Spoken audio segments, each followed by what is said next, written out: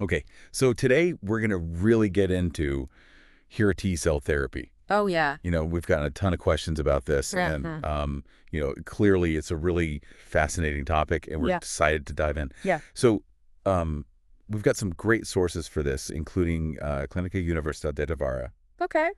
and the American Cancer Society. Seems great. So by the end of this, I think you should really have a good grasp not only on how it works, but also like Yeah, what its potential is and some of the things to consider. absolutely. And it's a complicated therapy, so I think this will be very useful for people. Absolutely. Yeah. So let's start with the basics. Yeah. I mean, I think our listeners are pretty smart, but, Mm-hmm. just so we're all on the same page. Sure. What are CRT cells?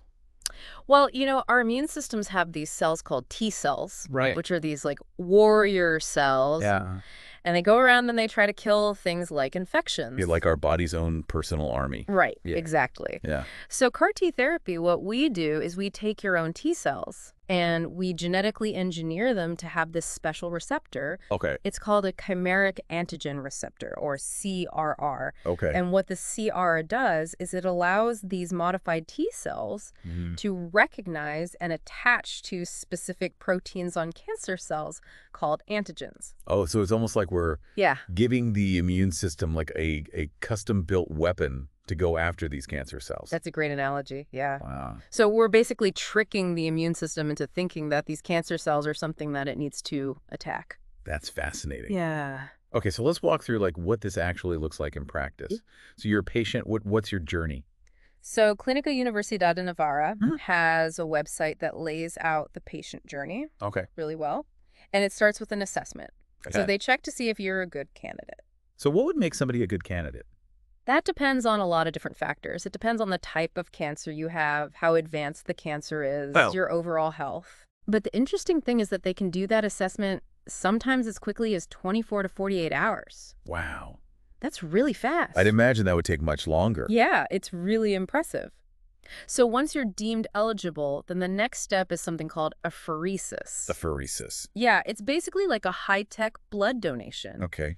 And what they do is they take your blood, they run it through a machine, and they take out your T cells. Oh, wow. And then those T cells get sent to a special lab Okay. where they get genetically modified to become those CAR T cells. So this is not a quick fix. No, it's a pretty long process. It takes several weeks. Okay. So during those weeks when they're being modified, what's happening with the patient? Usually the patient receives what's called bridging therapy, Okay. and that's usually chemotherapy to try to control the cancer while they're waiting Okay. for their CAR T cells to be manufactured. So you're basically keeping the cancer at bay Right. while you're waiting for these super cells. Exactly. Okay. And then what happens once the cells are ready to go? So once those CAR T cells are manufactured, they're shipped back to the hospital, and the patient receives another round of chemotherapy. Oh, okay. It's called lymphodepletion. Okay. Is that different than the bridging therapy? Yeah, it's a different type of chemotherapy. What's the purpose of that one? It's basically to prepare your body for the CAR T cell infusion.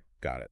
So it kind of reduces the number of your own immune cells to make room for the CAR T cells to expand and do their job. So like prepping the battlefield. Right. Okay. And then after that, then the main event, the CAR T cells are infused back into your body through an IV. And then what happens after that? Then patients are monitored very closely for the next couple of weeks Okay. to make sure the CAR T cells are working and to manage any side effects. Yeah, because the American Cancer Society, they're very upfront about some of the risks with this. Yes, absolutely.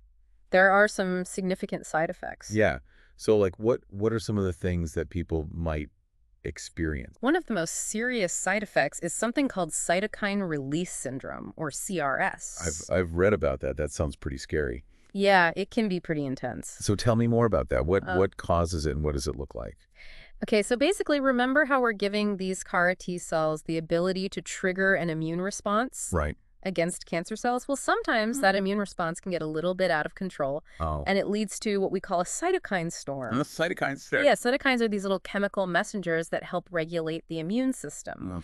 And in CRS, the CAR T cells release a flood of these cytokines, Okay. which can trigger all sorts of symptoms like high fever, difficulty breathing, and in severe cases, even organ damage. Wow. So that sounds really serious. I mean, how do they monitor and manage that if that happens. Yeah, so patients are monitored very carefully for signs of CRS, and if it develops, it can be treated with medications that help to calm down the immune system. Okay. And in most cases, these interventions are very effective. So it's something to watch out for, but it sounds like they have ways of managing it. Right. Okay, what are some other potential side effects that patients should be aware of? So another potential side effect that's worth mentioning is neurological side effects. Okay. So some patients experience things like headaches, confusion, and even seizures. Oh, wow. And that's scary. I mean, are those neurological effects Mm. permanent or are they temporary? In most cases, they are temporary and they tend to resolve on their own. Okay. But it is another reason why close monitoring is so crucial. Okay. Patients are often advised not to drive for a certain period of time after treatment, That makes sense. just to ensure their safety and the safety of others. Okay. And are there any other risks? Yeah, there are some other potential side effects, such as allergic reactions, changes in your blood cell counts, and a weakened immune system, Okay. which can make you more susceptible to infections. So it sounds like this therapy is not without its downsides. Definitely not. It's a powerful treatment, Mm-hmm. but it can come with some serious side effects. Yeah. And that's why it's so crucial that it's administered in specialized centers Yeah. with experienced medical teams who can monitor the patients and manage any complications that come up. Well, speaking of specialized care, Yeah. both Clínica Universidad de Navarra and the American Cancer Society, Yeah. they emphasize the importance of choosing the right treatment center. Absolutely. CAR-T therapy is not your average chemotherapy. Right. It's really a complex treatment that requires a whole team of experts. Yeah. You need oncologists, hematologists, immunologists, nurses, pharmacists, Yeah. everyone working together. That's a huge team. It really is. Yeah.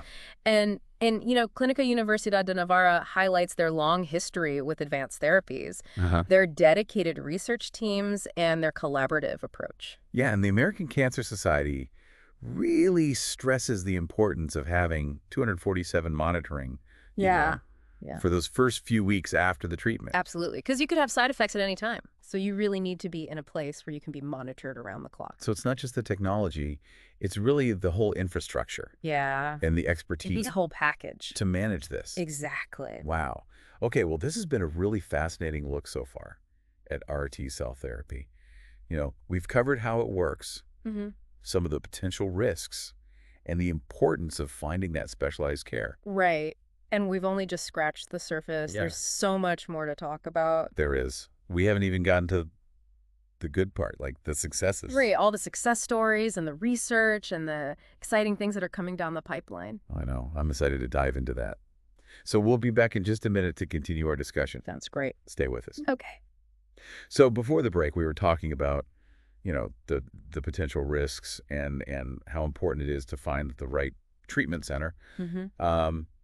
But let's talk about the good stuff. Okay. Like, what kind of success stories are we seeing with this therapy? Yeah, so Clínica Universidad de Navarra, they report a 70% plus response rate in leukemia and lymphoma patients who have already tried several other treatments. 70%. Wow. Yeah, it's pretty incredible. That's huge, especially for people who've kind of run out of options. Right, exactly. That's really promising. It is. And the American Cancer Society, they highlight how CAR-T therapies are being approved